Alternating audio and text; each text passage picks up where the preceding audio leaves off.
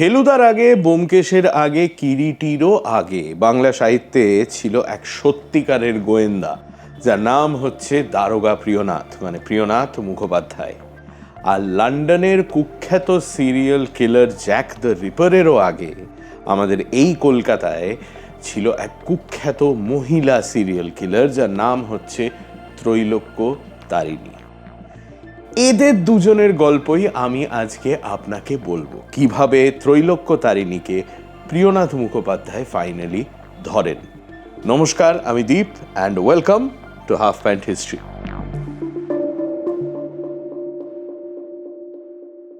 প্রিয়নাথ মুখোপাধ্যায় 1911 সাল অবধি কলকাতা পুলিশে চাকরি করেছেন এবং থ্যাঙ্কস টু অডিও স্টোরিজ তার কথা আমরা এখন প্রায় সকলেই জানি। আমরা এটাও জানি যে তিনি প্রথম শুরু করেছিলেন বাংলায় ক্রাইম নিয়ে, অপরাধ নিয়ে একটি ম্যাগাজিন, যেটার নাম ছিল দারোগার দপ্তর। এবার সেই দারোগার দপ্তরেরই আলাদা আলাদা গল্পে কিন্তু তিনি এই ত্রৈলোক্য তারিণীর কথা বলেন। তাছাড়াও ত্রৈলোক্য তারিণীকে নিয়ে রিসার্চ করেছেন সুমন্ত ব্যানার্জি, যিনি তার কথা লিখেছেন তার বই দ্য উইকেড সিটিতে। বইয়ের লিঙ্ক কিন্তু আমার ভিডিও ডেসক্রিপশনে দেওয়া রয়েছে, যদি এই নিয়ে আপনি আরও লেখাপড়া করতে চান করতে পারেন। তাহলে এবার গল্পটা শুরু করা যাক। ত্রৈলোক্য তারিণী কোথার থেকে, সে ব্যাপারে কিন্তু আমার কাছে খুব বেশি ডিটেলস নেই। আমি আন্দাজ করছি সে সম্ভবত উত্তরবঙ্গ থেকে, বোধহয় আলিপুরদুয়ার টুয়ারের দিক থেকে, কারণ ত্রৈলোক্য তারিণীকে নিয়ে প্রথম যে গল্পটা প্রিয়নাথ লেখেন সে গল্পটার নাম হচ্ছে পাহাড়ে মেয়ে। এবার গল্পের কোথাও কিন্তু পাহাড় নেই, কারণ পুরো গল্পটাই ঘটছে কলকাতাতে। তো এটার থেকে আমার পড়ে মনে হয়েছিল যে বোধহয় উত্তরবঙ্গের মেয়ে বলে এই জিনিসটা উনি লিখেছেন, হয়তো আলিপুরদুয়ার বা ওই রকম কোনো জায়গা থেকে ত্রৈলোক্য ইনিশিয়ালি এসেছিল। গল্পটা হচ্ছে যে ত্রৈলোক্য যে গ্রামে থাকতো সেই গ্রামে একজন বয়স্ক মহিলা থাকতেন, আর তাকে এমনি দেখতে শুনতে ভালো, কিন্তু তিনি আসলে যেটা ছিলেন সেটা হচ্ছে কলকাতার রেড লাইট এরিয়ার জন্য দালাল। মেয়ে জোগাড় করাটা ছিল তার প্রধান কাজ। এবার ত্রৈলোক্য তখন টিনেজার, আর তিনি ত্রৈলোক্যর সঙ্গে একটি ছেলের আলাপ করিয়ে দেন। দুজনের মধ্যে ঘনিষ্ঠতা হয়, দুজনে ডিসাইড করে যে তারা বাড়ি থেকে পালিয়ে গিয়ে বিয়ে করবে। ছেলেটি যেটা করে সেটা হচ্ছে ত্রৈলোক্যকে বিয়ে করার নাম করে কলকাতায় নিয়ে এসে সোনাগাছিতে তাকে বিক্রি করে দেয়। কাজেই ত্রৈলোক্য বিকামস এ প্রস্টিটিউট। এবার এই ধরনের কাজের একটা বড় সমস্যা হচ্ছে যে যতদিন আপনার যৌবন আছে, আপনার চেহারা ফিগার টিগার ভালো, ততদিন আপনি প্রচুর ক্লায়েন্ট পাবেন, কাজেই আপনার প্রচুর রোজগার হবে। কিন্তু যৌবন মানুষের কতদিন থাকে, শরীর তো একটা পয়েন্টের পর ভাঙতে শুরু করবেই, তখন ক্লায়েন্টের সংখ্যা কমতে শুরু করবে এবং তার সঙ্গে সঙ্গে আপনার উপার্জনও কমতে শুরু করবে। তখন কি হবে? এবার রাফলি 1880s কথা হচ্ছে, তখন ত্রৈলোক্যর আস্তে আস্তে উপার্জন কমতে শুরু করেছে। এদিকে তার কিন্তু একটি প্রেমিক জুটেছে, যার নাম হচ্ছে কালীবাবু। কালীবাবুর স্ত্রী বোধহয় ততদিনে মারা গেছেন, তার একটি কম বয়সী ছেলে আছে যার নাম হচ্ছে হরি। ত্রৈলোক্যর হরিকে খুব পছন্দ হয়ে যায়, সে ঠিক করে সে হরিকে মানুষ করবে। একটা অলমোস্ট ইনফর্মাল অ্যাডপশনের মতো ব্যাপার হয়। কিন্তু কালীবাবু সবসময়ই তার আশেপাশে ঘুরঘুর করছে। এটার থেকে যে সমস্যাটা হয় সেটা হচ্ছে ত্রৈলোক্যর এমনিতেই ততদিনে ক্লায়েন্ট কমছে, তার উপর যদি তোমার বয়ফ্রেন্ড সবসময় তোমার ঘাড়ের ওপর বসে থাকে তাহলে তো আরোই ক্লায়েন্টের সংখ্যা কমে যাবে। তো তখন তারা ঠিক করে, এরা দুজনে মিলে, যে একটা অন্য কিছু উপার্জনের ব্যবস্থা যদি করা যায়। স্বাভাবিকভাবে যে পরিস্থিতিতে তারা রয়েছে, খুব সোজা পথে উপার্জন করা তো তাদের পক্ষে সম্ভব নয়। প্রথম তারা যেটা করে সেটা হচ্ছে সব বড়লোক বাড়ির বকে যাওয়া কম বয়সী ছেলেদের নানানভাবে এই হবে ওই হবে সেই হবে বলে ত্রৈলোক্যর ঘরে তাদের নিয়ে যাওয়া হতো। নিয়ে গিয়ে তাদের মদের মধ্যে কিছু ড্রাগস, বা এক জায়গায় আমি পড়েছিলাম যে চুরুটের ছাই নাকি মিশিয়ে খাইয়ে দেওয়া হতো, তাতে নাকি দুর্দান্ত নেশা হয়, মানে মানুষজন একেবারে বেহেড মাতাল হয়ে যায়। তো সেই সব হওয়ার পরে সেই ছেলেগুলোর কাছে যা টাকা পয়সা, অনেক সময় সোনার চেন টেন ঘড়ি আংটি এসব তারা পড়ে থাকতো, সেই সমস্ত জিনিসপত্র এরা সব কেড়ে নিত। কেড়ে নিয়ে তারপর ওই সম্পূর্ণ বেহুশ ছেলেটাকে তারা রাস্তায় কোথাও একটা ফেলে দিত। পুলিশ ভাবতো যে তো মাতাল, রাস্তায় মাতলামি করে বেড়াচ্ছে, এবার প্রকাশ্যে মাতলামি করা আইনত অপরাধ। তার ফলে পুলিশ তাদের নিয়ে গিয়ে এক রাতের জন্য জেলে পুরে দিত। পরের দিন সকালবেলা যখন তাদের জ্ঞান ফিরত, তখন তাদের সমস্যা হচ্ছে যে তাদের যে জিনিসপত্র লুট হয়ে গেছে সেটাও তো তারা কাউকে বলতে পারবে না, কারণ তারা তো বড় লোক বাড়ির ছেলে।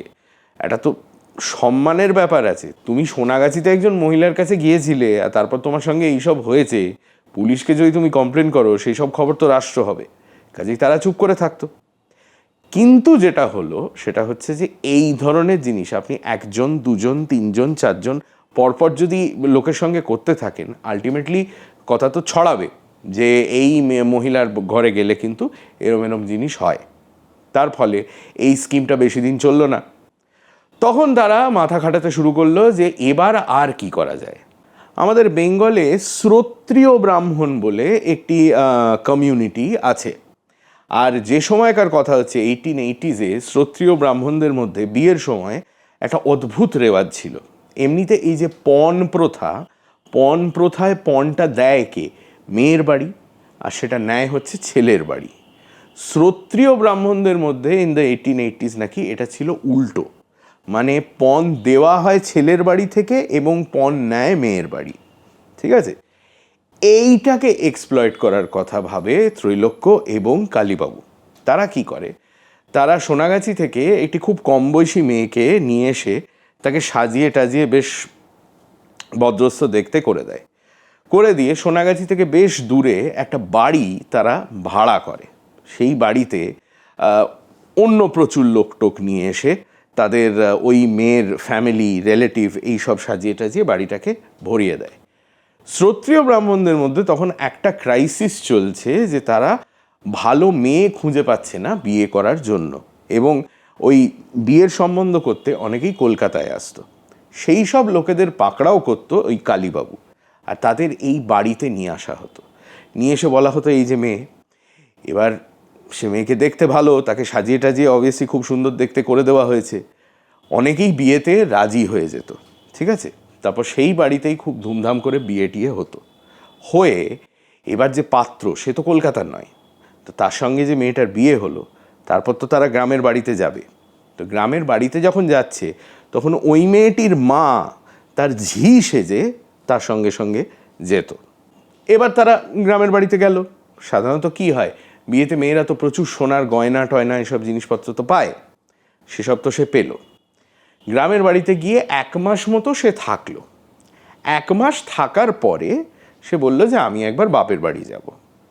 সন্দেহের কোনো কারণ নেই, বাপের বাড়িতে যাওয়ার কথা ঠিক করা হলো।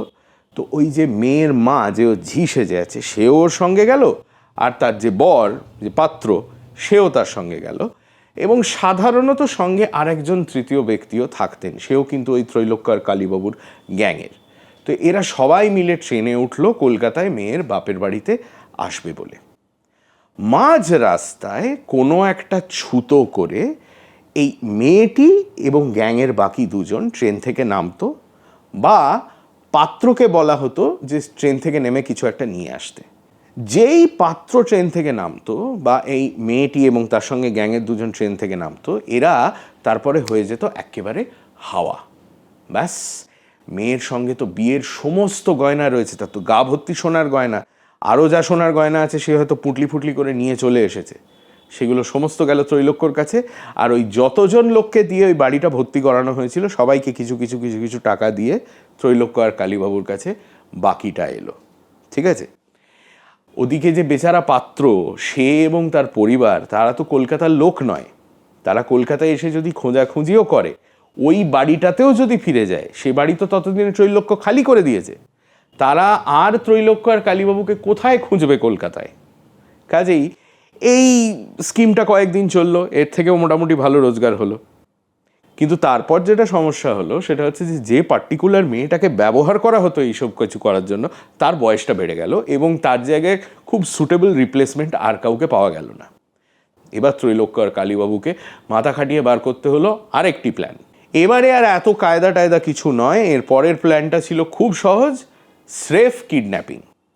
কম বয়সী মেয়েদের, মানে একেবারে বাচ্চা মেয়েদের কলকাতা থেকে তারা কিডন্যাপ করে নিত এবং তারপরে তাদের বিক্রি করে দিত বা তাদের অন্য কোথাও বিয়ে দিয়ে পাঠিয়ে দিত এবং তার বিনিময়ে টাকা নিত। এই জিনিসটা আমি যখন পড়েছিলাম আমার একটু অদ্ভুত লেগেছিল। তখনকার দিনে বাচ্চা মেয়েরা বোধহয় খুব বেশি সরল হতো, কারণ ত্রৈলোক্য আর কালীবাবু নাকি তাদের কিডন্যাপ করার পর তাদের এমন ব্রেন ওয়াশ করে দিত যে তারা কখনোই আর বাড়ি ফেরার কথাটা নাকি ভাবতো না। এবার তখনকার দিনে ওই ভালো পাত্রী পাওয়ার একটা সমস্যা ছিল, সেই জিনিসটাকে এরা এক্সপ্লয়েট করে। কিন্তু যেটা হয় সেটা হচ্ছে কয়েকটা এরকম কম বয়সী মেয়ের কিডন্যাপিংয়ের পর কলকাতা পুলিশ সতর্ক হয়ে যায়, তার ফলে এই কিডন্যাপিংয়ের ব্যবসাটাও বন্ধ করতে হয়। এরপরে আসে তাদের পরের স্কিম। এবার কালীবাবু যে প্ল্যানটা করে সেটা হচ্ছে, কলকাতায় তখন নাকি উত্তরপ্রদেশ না বিহার কোথা থেকে এক জমিদার এসেছিল, যে কলকাতায় এসেছিল গয়না কিনতে। কলকাতায় ভালো শ্যাকরা আছে, তারা ভালো গয়না তৈরি করে, সে কিনবে। কালীবাবুর সামহাও তার সঙ্গে যোগাযোগ হয়ে যায়। তো কালীবাবু তাকে বলে যে আমি তোমায় গয়না অনেক সস্তায় জোগাড় করে দেবো। ভালো কথা। এবার অ্যাকচুয়ালি তো আর সস্তায় জোগাড় করতে পারবে না, তো কালীবাবুর প্ল্যানটা কি? কালীবাবুর প্ল্যানটা হচ্ছে যে সে ওই জমিদারের কাছ থেকে গয়নার দাম বাবদ কিছুটা অ্যাডভান্স টাকা নেবে। তারপরে সে গয়নার দোকানে যাবে, গিয়ে ওই যে অ্যাডভান্স টাকাটা নিয়েছে সেটা গয়নার দোকানে দেবে, ঠিক আছে? তার বিনিময়ে যে গয়না নেওয়া হবে সেটা কিন্তু ওই অ্যাডভান্সের থেকে অনেক অনেক বেশি দামের। কালীবাবু দোকানে বলবে যে এই হচ্ছে অ্যাডভান্স, আমার এই এই এই গয়না দরকার, আমি অমুক বাড়ির এই হচ্ছে ঠিকানা, সেখানে থাকি, আপনি আপনার লোক মারফত গয়নাগুলো আমায় পাঠিয়ে দিন, আমি আপনার লোকের হাতে বাকি টাকা দিয়ে দেব। এবার টেকনিক্যালি দোকানে সন্দেহ করার কিছু নেই, কারণ দোকানেরই একজন লোক তো গয়না নিয়ে যাচ্ছে, টাকা যদি না দেওয়া হয় সে গয়না দেবে না। ত্রৈলোক্য আর কালীবাবু এরা দুজনে মিলে একটি বাড়ি ভাড়া করে সেখানে ওই গয়নার দোকানের লোকটি আসে। কিন্তু সে যখন গয়নাগুলো ডেলিভার করতে যায় এবং বলে যে বাকি পেমেন্টটা করুন, তখন কালীবাবু তাকে খুন করে দেয়। এবং খুন করে যেটা করে সেটা হচ্ছে, সেই বাড়িরই মেঝের যে টাইলস আছে সেগুলো কয়েকটা টাইলস খুলে মেঝের মধ্যে খুঁড়ে তার বডিটাকে সেখানে পুঁতে তার ওপর আবার নতুন করে টাইলসগুলো বসিয়ে দেয়। সমস্যাটা হয়, এটা তো খুন হলো, এবং তার ফলে তার তদন্ত শুরু হয়ে গেল। কলকাতা পুলিশ আলটিমেটলি কিন্তু ওই ভাড়া বাড়িটা অবধি পৌঁছলো। তারা জানতেও পারলো যে ত্রৈলোক্য তারিণী আর কালীবাবু এতে ইনভলভড। এবার তদন্তর ফলে যা প্রমাণ পাওয়া গেল সে সমস্ত প্রমাণই কিন্তু পাওয়া গেল কালীবাবুর বিরুদ্ধে, ত্রৈলোক্যর বিরুদ্ধে কোনো প্রমাণ পাওয়া গেল না। কালীবাবুর ফাঁসি হয়ে গেল, কিন্তু ত্রৈলোক্য কিন্তু বেকসুর খালাস হয়ে গেল। ওদিকে কালীবাবুর যে ছেলে হরি, সে হরি কিন্তু আস্তে আস্তে বড় হচ্ছে, ত্রৈলোক্য তখনও তাকে মানুষ করে চলেছে। এদিকে ত্রৈলোক্যর উপার্জন কমছে, উপার্জন করতে যে সাহায্য করতো তার ফাঁসি হয়ে গেল, আর এদিকে তার খরচও কিন্তু বাড়ছে, কারণ তাকে শুধু নিজের ব্যবস্থা করতে হবে না, হরির ব্যবস্থাও তাকে করতে হবে। এবার ত্রৈলোক্য কি করবে? ত্রৈলোক্য নিজের গয়না টয়না যা ছিল, অনেক ক্লায়েন্ট তাকে গয়না টয়না গিফট করেছিল, বা এই নানান রকম চুরি টুরি করে যা গয়না পাওয়া গেছিল সে সমস্ত কিছু বিক্রি করে দেওয়া হলো। সেসব টাকাও যখন শেষ হয়ে গেল তখন ত্রৈলোক্য আবার সোনাগাছিতে ফিরে এলো। এবার সোনাগাছিতে যখন সে তার এই ক্যারিয়ার শুরু করেছিল সেই সময় তার পরিচিত প্রচুর মেয়ে ছিল। তাদের সবাইকারই তো এখন তারই মতো অবস্থা, মানে তাদের সবাইকারই বয়স বেড়েছে, শরীর ভাঙছে, এবং তার ফলে উপার্জন কমছে। তাদের সবাইকার মাথাতেই কিন্তু এই চিন্তাটা রয়েছে যে এবার তাহলে কি হবে। এই মহিলাদের এবার ত্রৈলোক্য টার্গেট করা শুরু করে। সে কি করে, সে এক একজনকে এরকম আলাদা করে নিয়ে গিয়ে একটা গল্প দেয় যে মানিকতলা থেকে বাগমারির দিকে যেতে যে ব্রিজটা আছে, ওই ব্রিজটায় ওই মহিলাদের বলতো ওর সঙ্গে দেখা করতে। সেখান থেকে কিছুটা দূরে হেঁটে গেলে ত্রৈলোক্য ওদের বলে যে একটি পরিত্যক্ত বাগান বাড়ি আছে, যার সঙ্গে একটা পুকুর আছে, এবং সেই পরিত্যক্ত বাগান বাড়িতে নাকি কোন এক বাবাজি এসে রয়েছেন। তো সেই বাবাজির নাকি দারুণ অলৌকিক ক্ষমতা, তার কাছে সোনার গয়না নিয়ে গেলে সে বাবাজি নাকি তার অলৌকিক ক্ষমতা দিয়ে সেই গয়না ডবল করে দিতে পারেন। এবার যে মহিলা অলরেডি ডেসপারেট, যার উপার্জন অলরেডি কমছে, যার ভবিষ্যৎ নিয়ে প্রচুর সংশয়, সেই ধরনের গল্প বিশ্বাসও করে নিত। এবার একাধিক মহিলাকে ত্রৈলোক্য কিন্তু ওই বাগমারির কাছে পরিত্যক্ত বাগান বাড়িটাতে নিয়ে যেত। নিয়ে গিয়ে যেটা করতো সেটা হচ্ছে বলতো যে আচ্ছা, ওই যিনি বাবাজি আছেন আর কি, উনি তো ভেতরে আছেন, তো ওর সঙ্গে দেখা করার আগে কিন্তু চান করতে হবে এই পুকুরে বলে, এবার মহিলারা তো সোনার গয়না টয়না সমস্ত কিছু সঙ্গে নিয়ে এসেছে, যেহেতু ডবল হয়ে যাবে। যেই মহিলা পুকুরের জলে চান করতে নামতো, ত্রৈলোক্য তাকে ঠেলে ওই পুকুরের জলের মধ্যে ডুবিয়ে মেরে ফেলতো, মেরে তার সোনার গয়নাগুলো নিয়ে নিত। এবার এরকম বোধহয় 3-4 জনকে সে খুন করেছে, এবং কলকাতা পুলিশ খানিকটা সতর্ক হয়েছে যে বারবার এরকম পরিত্যক্ত বাগানবাড়ির পুকুরের মধ্যে লাশ ভেসে উঠছে, কি ব্যাপার। কাজেই আলটিমেটলি যেটা হওয়ার সেটা হয়, ত্রৈলোক্য একেবারে হাতে নাতে ধরা পড়ে। সে একজন মহিলাকে ওইভাবে ডুবিয়ে মারার চেষ্টা করছিল, কিন্তু সে পারে না, সে মহিলা বেঁচে যায়, সে বেরিয়ে আসে এবং সে চিৎকার করে পুলিশ ডেকে আনে। পুলিশ আসে, পুলিশ ত্রৈলোক্যকে অ্যারেস্টও করে। কিন্তু আপনি ত্রৈলোক্যর ক্ষমতা ভাবুন, মানে সে কতটা কথা বলে মানুষকে ভুলিয়ে দিতে পারত। সে এমন কথাবার্তা বলে ওই পুলিশ অফিসারের সঙ্গে যে সে ত্রৈলোক্যকে ছেড়ে দেয়। এইবার কিন্তু কেসটা প্রিয়নাথের কাছে যায়, কারণ ত্রৈলোক্যর এগেনস্টে যে মহিলা কমপ্লেন করেছিল সে কিন্তু নাছোড়বান্দা। পুলিশ ত্রৈলোক্যকে ছেড়ে দিয়েছে তো কি হয়েছে, সে তারপরে তার ওপরে গিয়ে আবার কমপ্লেন করেছে যে আমাকে খুন করার চেষ্টা করেছিল, পুলিশ ওকে ছেড়ে দিয়েছে, ওর এগেনস্টে কোনো অ্যাকশন নিচ্ছে না। এবার দারোগা প্রিয়নাথ কেসটা ইনভেস্টিগেট করেন। ইনভেস্টিগেট করে তিনি বুঝতেই পারেন যে ত্রৈলোক্য মানুষকে খুন করছে, তাদের গয়না চুরি করে নিচ্ছে। ত্রৈলোক্যকে অ্যারেস্ট করা হয়, তাকে কোর্টে পর্যন্ত তোলা হয়। কিন্তু ওই যে প্রথম পুলিশ অফিসার যাকে ত্রৈলোক্য নানান ভুজুং ভাজুং দিয়ে পালিয়ে গেছিল, তাকে কিন্তু ততদিনে সাসপেন্ড করা হয়েছে। কারণ অবভিয়াসলি বোঝাই যাচ্ছে একজন মহিলা খুন করেছে, তুমি তাকে অ্যারেস্ট করে কোথায় কোর্টে প্রডিউস করবে, তা না করে সে তোমায় কি গল্প দিল তুমি তাকে ছেড়ে দিলে, তো ওকে সাসপেন্ড করা হয়েছিল।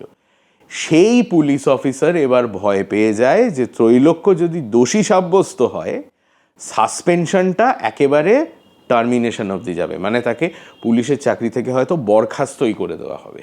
কাজেই সে লুকিয়ে লুকিয়ে ত্রৈলোক্যর জন্য উকিলের ব্যবস্থা করে দেয়, উকিলের সমস্ত খরচ সে দিয়ে দেয়, এবং মামলার যা প্রমাণ টমান ছিল সেগুলো সে লোপাট করে দেয়।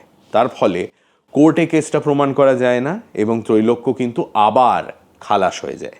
তবে এতদিনে যেটা হয়েছে সেটা হচ্ছে যে ত্রৈলোক্য এতজনকে বোকা বানিয়েছে, এতজনকে খুন করেছে, তারপরে তার মামলা কোর্টে গেছে, সেই নিয়ে খবরের কাগজে লেখালেখি হয়েছে, এই সমস্ত জিনিস নিয়ে কিন্তু প্রচুর নেগেটিভ পাবলিসিটি হয়েছে। তো ত্রৈলোক্য যে এতদিন মানুষকে বোকা বানাতো তার একটা বেসিক শর্ত হচ্ছে যে মানুষ তাকে বিশ্বাস করতো, কারণ সে কথা খুব ভালো বলতে পারতো।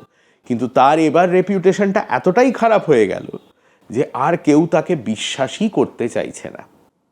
ততদিনে কিন্তু ত্রৈলোক্য সোনাগাছি থেকে একটু দূরে সরে এসেছে, চলে এসেছে পাঁচু ধোপানির গলি বলে একটি গলিতে, এবং সেখানে একটি বাড়িতে সে রয়েছে। ততদিনে তার একেবারেই ডেসপারেট অবস্থা। হরি তখনও তার সঙ্গে। রোজগার কিভাবে আসবে, কোথা থেকে আসবে সে জানে না, কিন্তু যে বাড়িতে সে রয়েছে ওই বাড়িতে তারই মতো আরও বেশ কয়েকজন মহিলা কিন্তু আছে। তাদের মধ্যে একজন মহিলার নাম হচ্ছে রাজকুমারী। রাজকুমারীর বয়স অপেক্ষাকৃতভাবে কম, তার রোজগার ভালো, এবং তার কিছু ওই বাঁধা বাবু হয় না সেরকম ছিল। তাদের মধ্যে একজন তাকে কিন্তু সোনার গয়না টয়না উপহার দিত। সেই সোনার গয়নাগুলো লুট করবে বলে ত্রৈলোক্য রাজকুমারীকে খুন করে।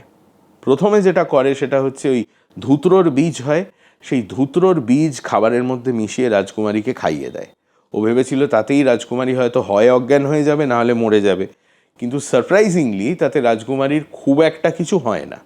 যখন সেটা হয় না তখন ত্রৈলোক্য একেবারে তাকে গলা টিপে তার ঘরের মধ্যেই খুন করে দেয় এবং তার সোনার গয়নাগুলো নিয়ে নেয়। এবার এই খুনটা হওয়ার 2-3 দিন পরে প্রিয়নাথের কাছে খবর যায় এবং প্রিয়নাথ এসে পৌঁছন পাঁচু ধোপানির গলির ওই বাড়িতে। যে মুহূর্তে প্রিয়নাথ জানতে পারেন যে ওই বাড়িতে ত্রৈলোক্য তারিণী থাকে, উনি সঙ্গে সঙ্গে বুঝতে পারেন যে এই খুন নির্ঘাত ত্রৈলোক্যই করেছে। কিন্তু ধরা যাবে কিভাবে? রিমেম্বার 1880s কথা হচ্ছে, এখনকার মতো তখন অত ফরেনজিক্স ইত্যাদি কিন্তু ছিল না।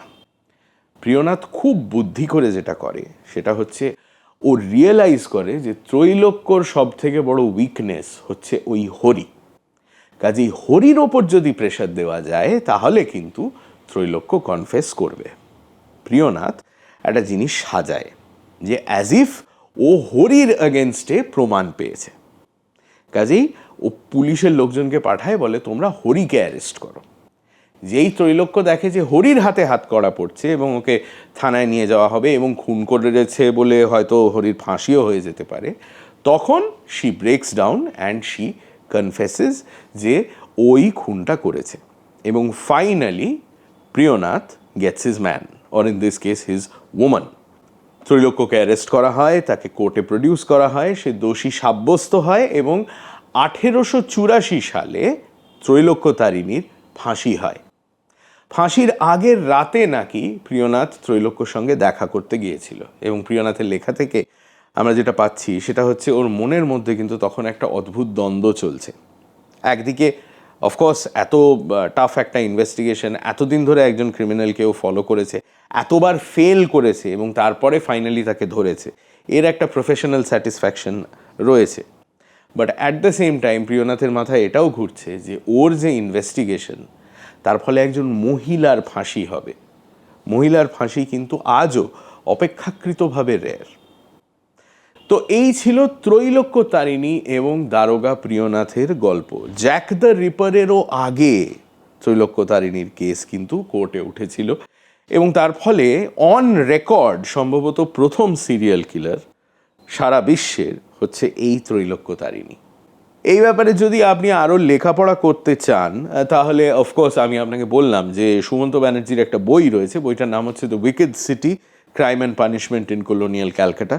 লিঙ্ক আমি দিয়ে রাখছি ভিডিওর ডেসক্রিপশনে, সেখান থেকে আপনি বইটা কিনে পড়তে পারেন। এছাড়াও এই নিয়ে আমি একটা আর্টিকেল লিখেছিলাম বহু বছর আগে স্ক্রোল এর জন্য, সেই আর্টিকেলের লিঙ্কটাও আমি দিয়ে দেবো, সেটাও আপনি পড়ে দেখতে পারেন। আর তার সঙ্গে সঙ্গে অফকোর্স রয়েছে প্রিয়নাথ মুখোপাধ্যায়ের দারোগার দপ্তর। দারোগার দপ্তরের বেশিরভাগ ভলিউমই কিন্তু archive.org থেকে একেবারে ফ্রিতে ডাউনলোড করা যায় এবং ডাউনলোড করে পড়া যায়। তবে মাথায় রাখবেন এত বছর আগের লেখা, কাজেই এখনকার গোয়েন্দা গল্পর যে একটা টাইট প্লট থাকে সেই ব্যাপারটা কিন্তু আপনি এই গল্পগুলোয় অতটা পাবেন না। আর একটা শেষ জিনিস বলে রাখি, সেটা হচ্ছে এই ত্রৈলোক্য তারিণীকে নিয়ে রিসার্চ করার ব্যাপারে আমায় কিন্তু হেল্প করেছে আমারই বন্ধু তথাগত নিয়োগী। এবার তথাগত নিয়োগীর কিন্তু একটা ট্যুরিজম কোম্পানি আছে যেটার নাম হচ্ছে ইমার্সিভ ট্রেলস। আর ইমার্সিভ ট্রেলস কলকাতায় একটা ওয়াকিং ট্যুর করায় যেটার নাম হচ্ছে দ্য মার্ডার অ্যান্ড মেহ্যাম ওয়াক। সেই মার্ডার অ্যান্ড মেহ্যাম ওয়াকে তারা কিন্তু ঘুরে ঘুরে ত্রৈলোক্য তারিণী কোথায় কোথায় থাকতো, কোথায় কোথায় খুনগুলো করেছিল, ফাইনালি কোথার থেকে অ্যারেস্ট হয়, এই সমস্ত জায়গাগুলো দেখায়। কাজেই যদি আপনার ইচ্ছে থাকে পায়ে হেঁটে এই জিনিসগুলো নিজের চোখে দেখার, তাহলে আপনি ইমার্সিভ ট্রেলসের সঙ্গে যোগাযোগ করুন। তারা ফেসবুকে, ইনস্টাগ্রামে সব জায়গায় রয়েছে। কলকাতার ইতিহাস সম্বন্ধে, বাংলার ইতিহাস সম্বন্ধে যদি আপনার ইন্টারেস্ট থাকে বা কোনো বিষয় নিয়ে আপনার যদি কোনো প্রশ্ন থাকে, সেই প্রশ্ন আপনি করে যেতে পারেন আজকের ভিডিওর কমেন্টসে। এরকম আরও অনেক গল্প শুনতে ইনস্টাগ্রামে ফলো করুন আর ইউটিউবে সাবস্ক্রাইব করুন টু হাফ প্যান্ট হিস্ট্রি। আমি দীপ, আর এইরকমই আর একটা গল্প নিয়ে আমি ফিরে আসবো আপনার জন্য আগামী শনিবার। ভালো থাকবেন, নমস্কার।